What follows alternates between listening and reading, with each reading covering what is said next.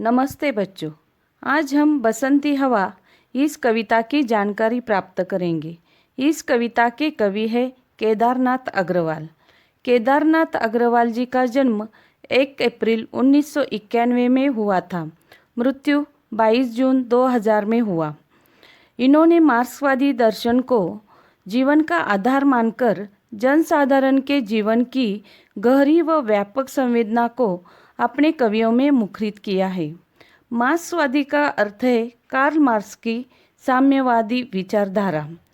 केदारनाथ जी की रचनाएं हैं देश देश की कविताएं, अपूर्वा, आग का आईना, पंख और पाठशाला, पुष्पदीप आदि। केदारनाथ जी को छायावादी युग के प्रगतिशील कवि माने जाते हैं। बसंती हवा में मस्ती भरे शब्दों द्वारा हवा की अटखेलियों का विवरण दिया है। यानी हवा किस प्रकार बच्चों की लड़कपन की तरह मस्ती करती है, नटखट होती है। बसंती हवा इस पाठ में हवा कहती है, मैं बसंती हवा हूँ। बसंती हवा मतलब बसंत ऋतु में बहने वाली हवा।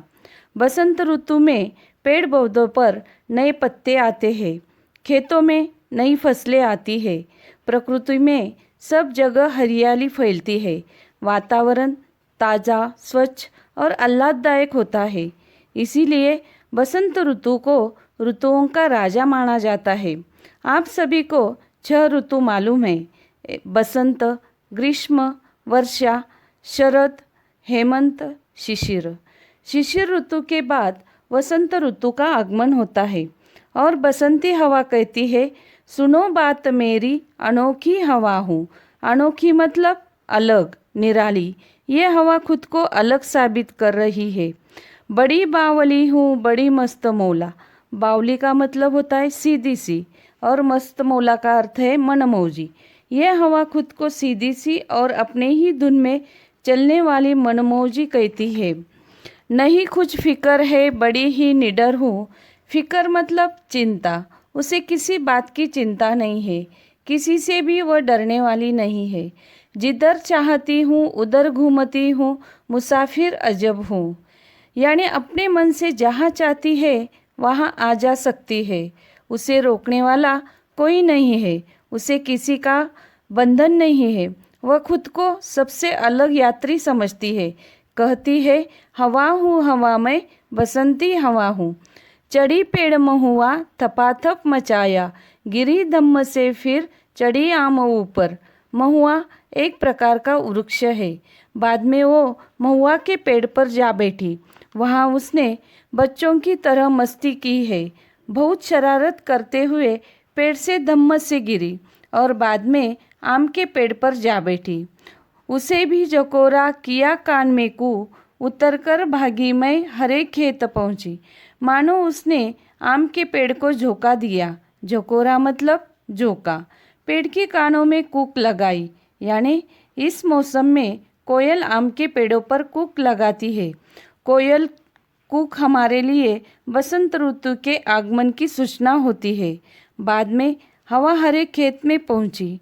वहाँ गेहूं के खेत में लहराई है और कहती है, हवा हूँ हवा में, बसंती हवा हूँ। पहर दो पहर क्या, अनेकों पहर तक इसी में रही मैं। पहर दो पहर, एक पहर को 3 घंटों का समय माना गया है और यह हवा ऐसे अनेकों पहर तक खेतों में खेलती रही है। आगे कहती है, खड़ी देख अलसी लिए शिष्य कलसी, मुझे खूब सूझी हिलाया जुलाया, गिरी पर न कलसी।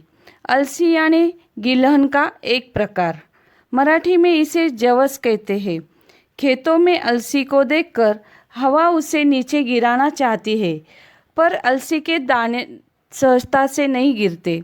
फिर आगे कहती है, इसी हार को पा हिलाई न सरसों, झुलाई न सरसों। हवा हूँ हवा में, बसंती हवा हूँ। जब अलसी नहीं गिरी तो उसे वो अपनी हार मान बैठी और आसानी से गिरने वाली सरसों को वो न हिलाना न झुलाना चाहती है। यहाँ सरसों मतलब मराठी में मोहरी कहते हैं।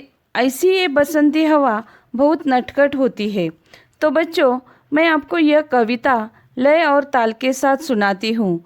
आपको भी इस कविता को लय और ताल के साथ गाकर कंठस्थ करना है। हवा हूँ हवा में बसंती हवा हूँ, सुनो बात मेरी अनोखी हवा हूँ। बड़ी बावली हूँ बड़ी मस्त मौला, नहीं कुछ फिकर है बड़ी ही निडर हूँ। जिधर चाहती हूँ उधर घूमती हूँ, मुसाफिर अजब हूँ हवा में बसंती हवा हूँ। चढ़ी पेड़ महुआ थपाथप मचाया, गिरी धम्म से फिर चढ़ी आम ऊपर। उसे भी झकोरा किया कान में कु, उतर कर भागी मैं हरे खेत पहुँची। वहाँ गेहूं में लहर खूब मारी, हवा हूँ हवा में बसंती हवा हूँ। पहर दो पहर क्या अनेकों पहर तक, इसी में रही मैं खड़ी देख अलसी। लिए शीश कलसी मुझे खूब सूझी, हिलाया झुलाया गिरी पर नकल सी। इसी हार को पा हिलाई न सरसों, झुलाई न सरसों। हवा हूँ हवा में बसंती हवा हूँ।